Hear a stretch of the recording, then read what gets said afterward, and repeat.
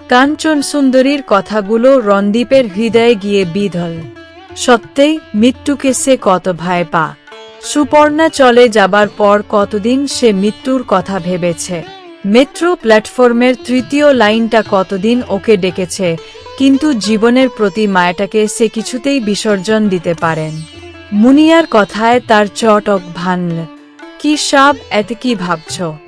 কিছু না, তোমার কাহিনী শোনাও। কোন কাহিনী সব? কাঞ্চন সুন্দরী হাঁটতে হাঁটতে বল। আর কোনো কাহিনী নেই, চলো নদীর ধারে বসে একটু বিশ্রাম করি। রণদীপ প্রাসাদের পেছনের ঘরগুলো দেখিয়ে জিজ্ঞেস করল, ওই ঘরগুলো দেখব না?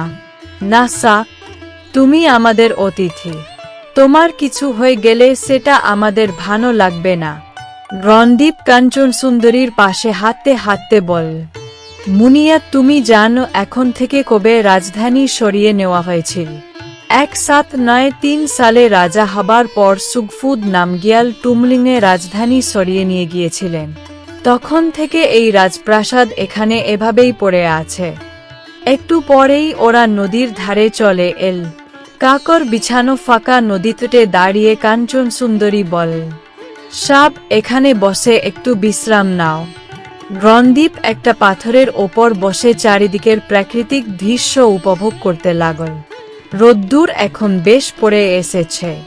নদীর ধারের ছোট ছোট আগাছাগুলোর মাথায় নানা রঙের প্রজাপতি উড়ছে।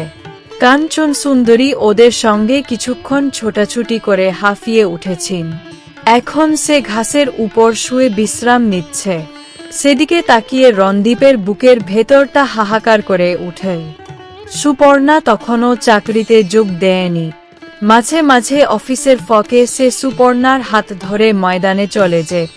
গাছের তলায় ঘাসের উপর মাথা রেখে ওরা দুপুরের নির্জনতা উপভোগ করত। কাঞ্চন সুন্দরী মাথার নিচে হাত রেখে রণদীপকে দেখল। এসা, কি এত ভাবছ? কিছু না। তুমি ঝুট বলছ, ভাবিজির কথা মনে পড়ছে তাই না? আচ্ছা সাব, ভাবিজিকে কেমন দেখতে? রণদীপ হেসে বল, তোমার মতো এত সুন্দর সে নেই। কাঞ্চন সুন্দরী উঠে বসে শাসনের ভঙ্গিতে বল, আবার জু, সত্যি কথা বলো। সত্যি বলছি। কাঞ্চন সুন্দরী হঠাৎই লজ্জা পেয়ে দুহাতে মুখ ঢাকল। দ্যাট, তুমি ঝুট বলছ, আমি মোটেই সুন্দর নাই। রণদীপ তার দিকে তাকিয়ে মনে মনে বল, তুমি শুধু সুন্দর নও, তুমি পেলিংকেও সুন্দর করেছ। রোদ পড়ে যাচ্ছে দেখে ওরা এবার ফেরার পথ ধরল।